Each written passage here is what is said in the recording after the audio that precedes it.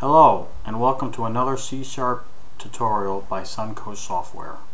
Today we will learn how to read a text file and add each line of the text file to a list. Then generate a random line from the list and put it into a text box. We will be learning about the StreamReader class and the random class. So let's begin. Open up Visual Studio and start a new project. Name it whatever you'd like. Here I have Form 1. I made a design already to save time. I made a list box, a text box here, and 4 buttons: load, generate, remove, and add. And then I added a class, which you go to your project name, right click on it, and go to add class. Then here, name the class whatever you like and click add. I've already done that, so, and here is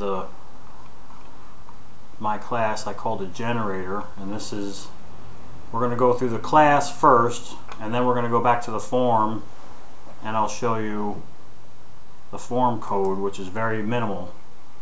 Here's the form code. We call all of it from the generator class. So in a generator class, this is where all the main code will be stored. So first thing you need is a list of string to hold the player's names. See, I'm gonna read a text file with player names in it and then generate a random name from that list.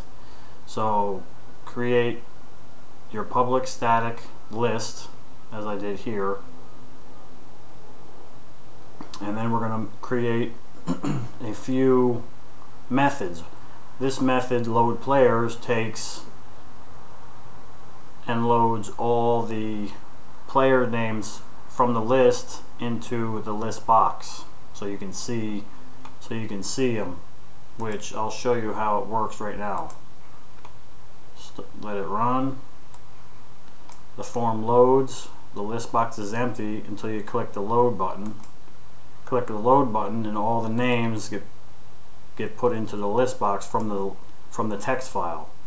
Then when you click generate, it picks a random name from the list and puts it in the list box. So let's go through the code for that. Here's the code for the load players. Takes an index and it iterates through each name in the player's list here and adds it to the list box. This method, read from text, reads the text file, which I have players.text, and it reads each line, and each line it puts into the list. So at reader.readLine, and then it adds the line to that list box, which each line is a player's name.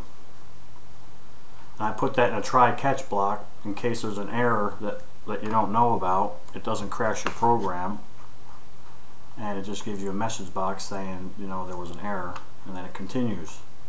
So now the generate method, this will generate a random name from the list, uses the random class. So you put a, you initialize a random class with the random, and you have a string variable to hold the name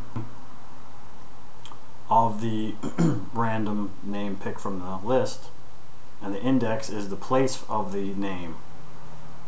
So the index is 0 initially, and then the random class picks a random number from the list, and then it picks that name in that position, the index position. And then you can have a remove method if you like, and all this does is take whatever name you want to remove, you put it in the text box, and then this will remove that player from the list.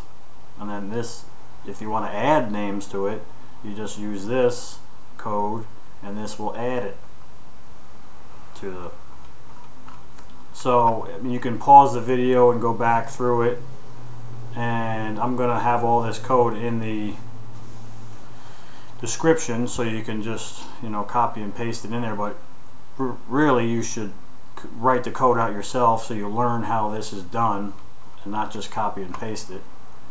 Alright, so the form 1, we call everything from the generator class in the form 1.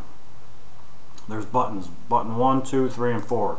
Button 1, load. Button 2, generate. Button 3, remove. And button 4 is add. So in button 1, we want to generate and load the player. We want to load the list box from the button 1, the load button. We want to load the list box. So this calls the load player sub or method from the generator class, which is right here. Simple code. And then in button 2, this is going to pick the random, this is going to generate the random name. Button 3 is going to remove, and button 4 will add. So we made the generator class a public class, and all the methods inside that class are public. So you don't have to worry about all that. So anyway, thank you for watching this video, and I hope you learned something new. And as always, please leave a thumbs up if this video helped you, and subscribe, please. Until next time, code on. Thank you.